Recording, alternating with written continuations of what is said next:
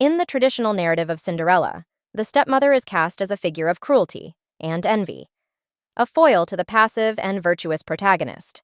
However, reinterpreting the story through a pragmatic, realist lens reframes the stepmother not as a villain, but as a woman operating under the harsh constraints of patriarchy, scarcity, and social survival.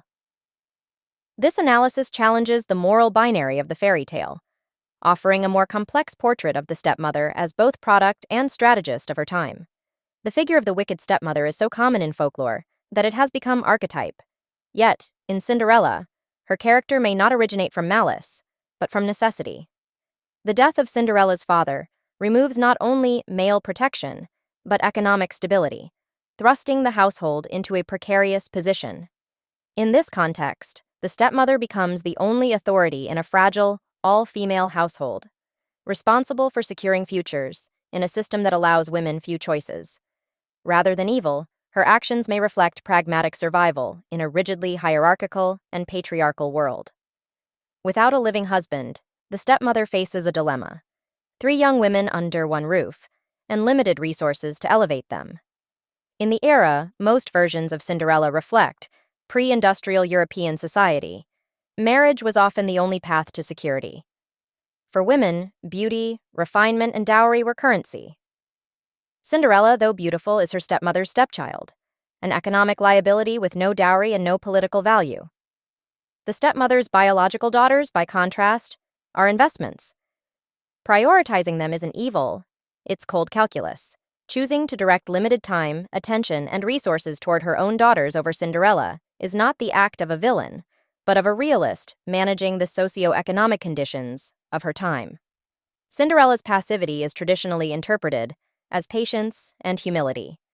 But from the stepmother's perspective, this behavior may register as impractical and dangerous. Cinderella does not engage in household politics, does not assert herself, does not scheme or plan, yet her beauty and perceived virtue make her a threat. In a competitive social environment where marriage determines status and survival, Cinderella's quiet appeal undercuts the stepmother's calculated efforts to advance her daughters. She becomes a destabilizing force, not because she tries to, but because she refuses to. This inaction makes her inscrutable. She does not complain, does not fight, does not attempt to escape. Her only rebellion is her silence, her enduring presence, a ghostly reminder of the household's past and a quiet challenge to the stepmother's authority. Her refusal to engage may be interpreted not as innocence, but as a passive-aggressive form of resistance. Assigning Cinderella the role of servant is often framed as oppression, yet in a household without servants, work is necessary. The assignment of tasks is not merely punitive, it is also practical. Cinderella performs duties essential to the home's operation. The labor hierarchy is also a means of control. Cinderella is beautiful, and potentially more marriageable than her stepsisters, but lacks status and positioning. By confining her to the hearth and the ash, the stepmother contains a social threat. Cinderella's appearance is obscured by soot. Her place in the hierarchy is reinforced by her physical proximity to the fire, an ancient symbol of both punishment and purification. Importantly, Cinderella never defies these terms. She inhabits them, and by doing so, she wields them, gaining the sympathy of others, including readers and eventually a prince, without ever openly asserting herself. From the stepmother's vantage, this may feel like manipulation cloaked in modesty. The fairy tale demands a moral binary: good versus evil, virtue versus vanity. But the reality of the stepmother's situation complicates this. Her actions, prioritizing her own children, controlling resources, maintaining social strategy, mirror behaviors admired in male characters across literature.